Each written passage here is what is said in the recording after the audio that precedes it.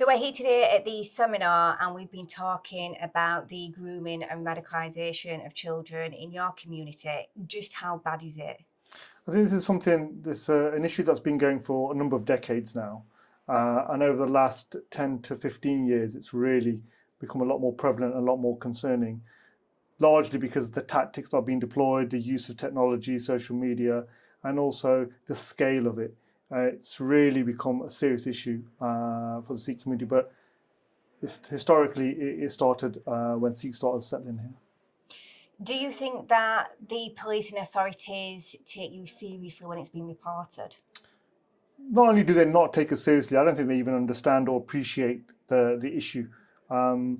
Typically, being a minority community, we have struggled with the state, that's the police, local government, national government, actually understanding the Sikh community, its values, its principles, and how we're being targeted. I think other minority communities between themselves has been completely overlooked. And this issue of grooming, forced conversions, child sexual exploitation, it's been an issue which the police in particular have been very nervous and consciously avoided. And when you look at the issues affecting the Sikh community, it's been easy for them to ignore it even further because we are a minority and they can blame it on ignorance or not fully understanding the situation, the context of religiously targeting grooming. There's been a lot of stories come out over especially the last decade. Why do you think they're still not taking this seriously? And this is the number one question. When you have so many cases, so many victims, so many perpetrators, why is it still not being treated in the way it should and the urgency it should? And it can only come from the level of influence to silence or cover this issue up. And that's the real worry, and that will be the second question. First question is, how is this happening to children across the UK? Second, how is it not being dealt with? Why is it being covered up? Why is it being silenced? And why are the victims being made the perpetrators? And they being accused? And this is a level of cover-up and complicity which is really worrying for us as a community and wider society. There's many people around the country that think that exploitation is just about Pakistani Muslim gangs targeting white children. The Sikh community have been raising this for, as you say, for many decades.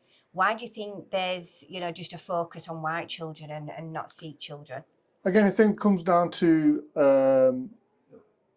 blatant ignorance by the media, by politicians and the police. To say it bluntly, brown perpetrators targeting brown victims isn't an issue. It's not a story. It's never been a story for the media. It's never been an issue for politicians.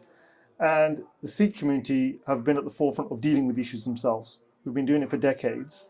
And ultimately, it's not just been, the Pakistani grooming gangs or the Muslim, those individuals who conduct this sort of activity, they're very calculated. It's very systematic. It's very well organized. It's very well funded, and it's very well planned out. It's organized crime.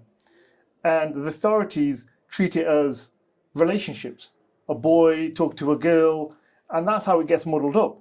And ultimately, until these see the severity of this issue, it's not really going to be tackled. And we're at the back of the line, because I think as a country, white girls have now come prominent because of the scale of it and the age of them. Before, it was always accepted that white girls will go out with boys a lot younger than other communities.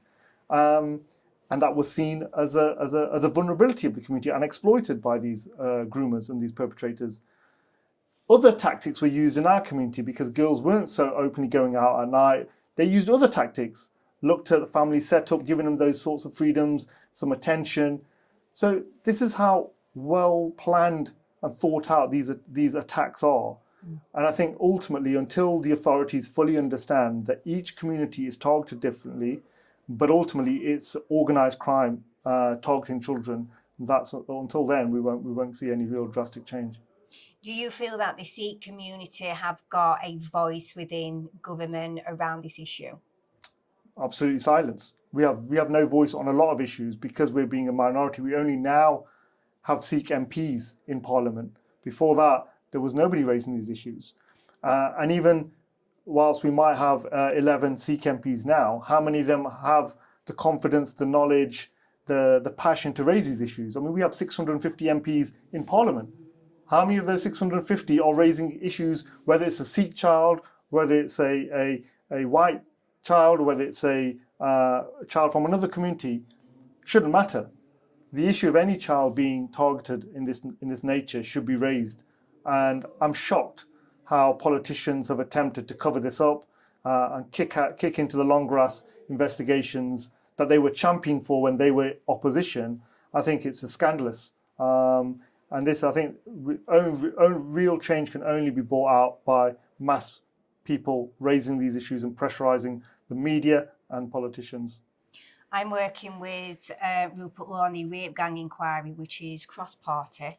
And what I'm hoping to do is give all communities a voice in highlighting not what's just happened in the past and, you know, who's committed it, who's covered this up, but what can we do right now and in the future, you know, research, policy, law change. How can we include the Sikh community in that work? I think it's very welcome that you're here today. I mean, and you spoke to the community and the congregation, and I think it was very moving what you shared, and I think it gives the community a platform that we can raise these issues, and you can see the courage of survivors like yourself telling their story, and actually not only telling the story, but actually championing change. And I think that's, as a community, these are the values that we hold dear to us. We are about that change and driving and speaking up for minorities and championing equality and justice. So I think for us, it's a platform, it's an opportunity. We have the same issues that others do. We just don't have the platform and the access. So I think thanks to yourself, thanks to people like Rupert who are opening these inquiries and are welcoming the Sikh community, because we certainly have information, we certainly have evidence, and we certainly have survivors who have suffered this and will be willing to share this into these inquiries. Well, you'll be definitely welcoming this inquiry, and thank you for talking to me. Thank you. Thank you.